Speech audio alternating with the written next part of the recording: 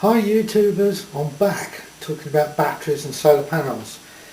Bear with me with this one because this is not totally correct, but I'm going to go through it. This is the bit I just don't understand about solar panels. Okay, the bit I don't understand. This is my childish drawing of a motorhome roof and windscreen, steering wheel, two roof vents and the TV aerial. So a lot of people think, right, okay, get as many panels on the roof as possible. So you could get a 500 watt there, 100 watt at the front and a 50 watt next to the TV aerial. And I've been told you can connect them in series, the solar panels. But what I don't understand is, how does the 500 watt power flow through a 50 watt panel? Now I've done some very basic calculations, and these are on fictitious solar panels. Assuming that the 500 watt panel gives 12 volt, that equates to 41 amps. Assuming a 100 watt panel gives 12 volt, the output will be 8.3 amps. And lastly, assuming a 50 watt panel gives 12 volt, that will be 4.16 amps. Now the formula is watts equals amps times volts. So if these are all collected in series, how on earth does 41 amps flow through a solar panel of 50 watt rating which can only handle 4.1 amps? I don't get it. I just don't understand it. If these were all different wattage batteries, you would not connect them in series if they had different current ratings. Don't understand. And this is the bit I'm getting confused with.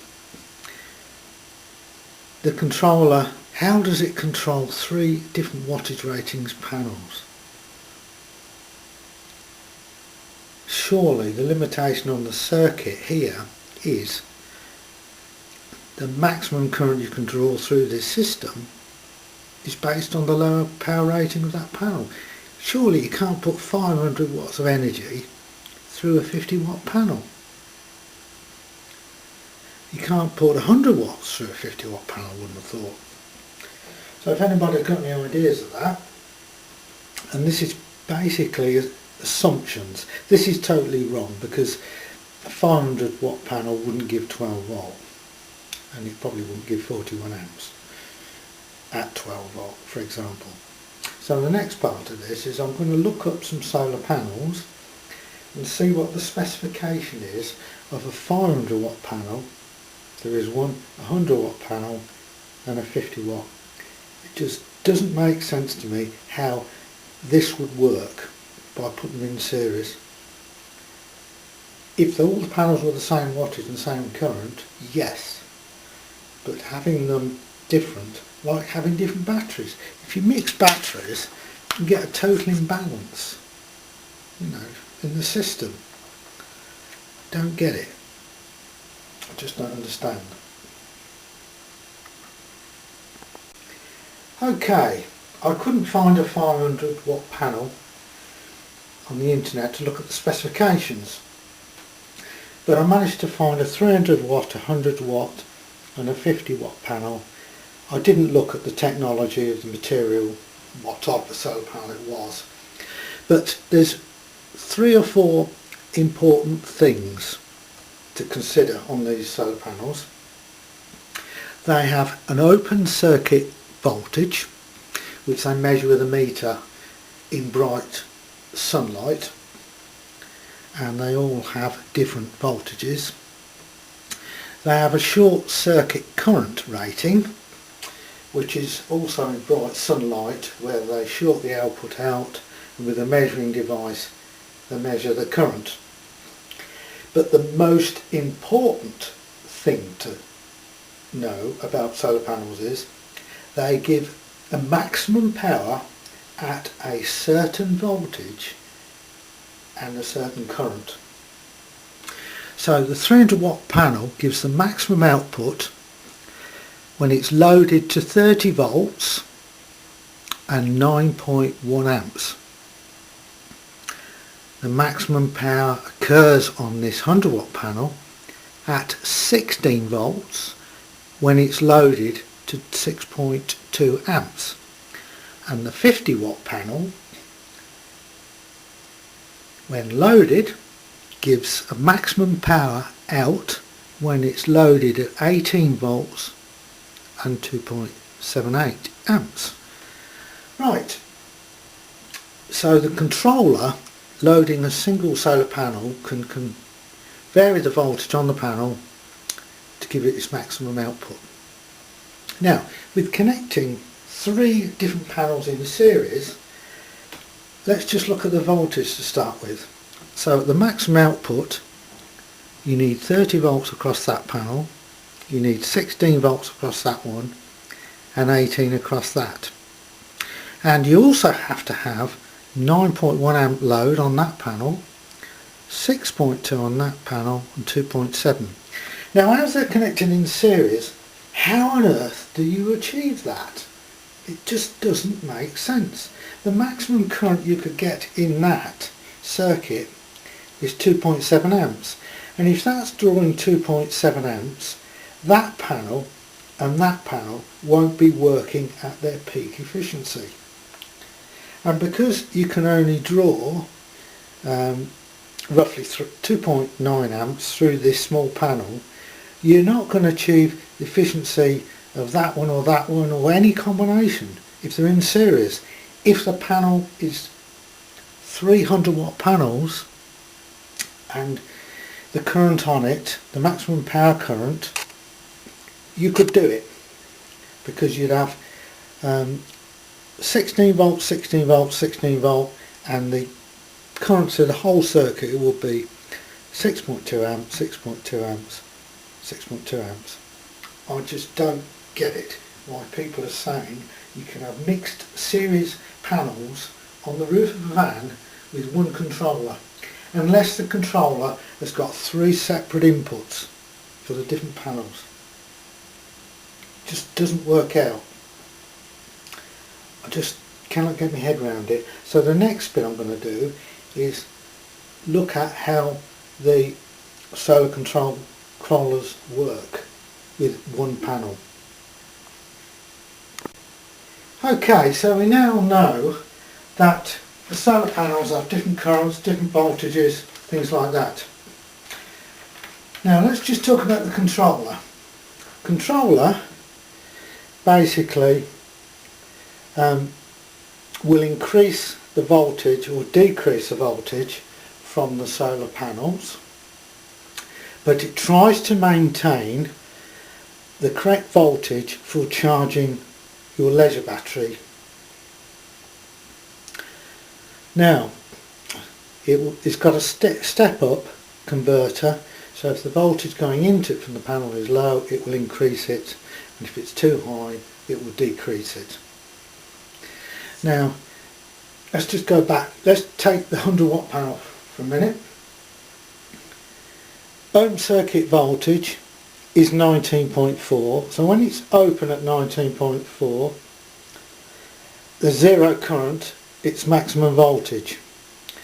When it's short circuited, it's maximum current, no voltage. Now what the controller does is it tries to maintain this optimum value of peak output. So on this 100 watt panel it needs 16 volt and 6.2 amps to be most efficient, just on this 100 watt panel. So what the controller does It's a bit like a seesaw with amps and volts.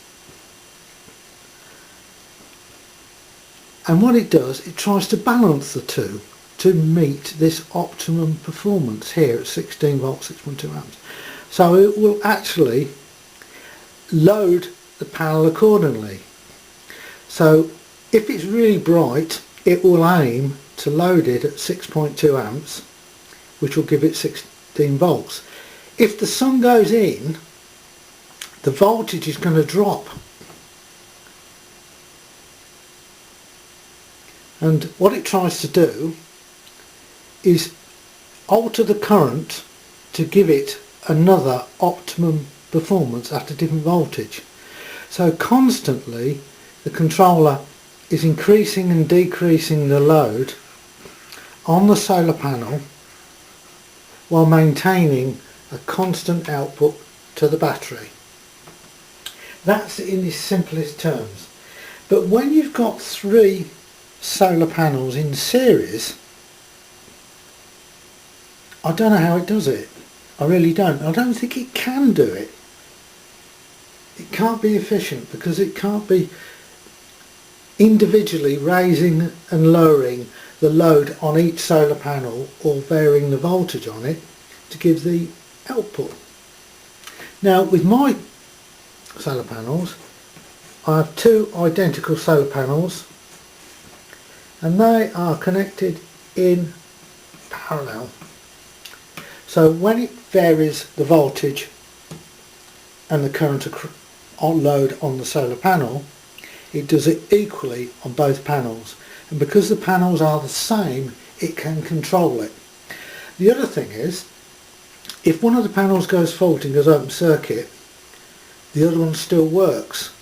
With a series wiring, as people keep telling me, you've only got to get one panel to go wrong and you lost a lot. You've got no charge at all. And going back to the roof of your van, as far as I can work out, the best option would be, if possible, would be to have the panels of the same wattage. So you'd have 100 watt there, 100 watt, 100 watt, 100 watt, 100 watt, and maybe not have the 50 watt at all. And just go. And that's why when you look at houses, you don't see different sized panels on the roof. They're all the same. That way the controller can give the best result. Now this is my take on solar panels, batteries and things like that, and controllers. But I still don't understand why you put them in series, because I can't see, you know, they're all different current ratings on different size panels. It doesn't, you know, the current through one has to flow through the others. And would you expect a 100 watt or 300 watt panel power to flow through a 50 watt panel? Don't get it. So I apologise there.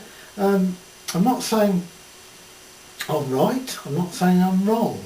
It just doesn't make sense to me. So this is probably a little bit of a moan, but hopefully I'll get more feedback on this and maybe somebody else can explain it. But there's lots of people doing this and I don't think they're thinking about it. Because when you choose a panel, you have to choose it based on open voltage, short circuit current and the maximum power it gives out, and at what voltage and what current. And they are different per power rating, different per make of panel, different per technology. And this is back to keeping things the same, don't mix and match. So thanks very much for watching. Please subscribe and like, and hopefully this has made sense.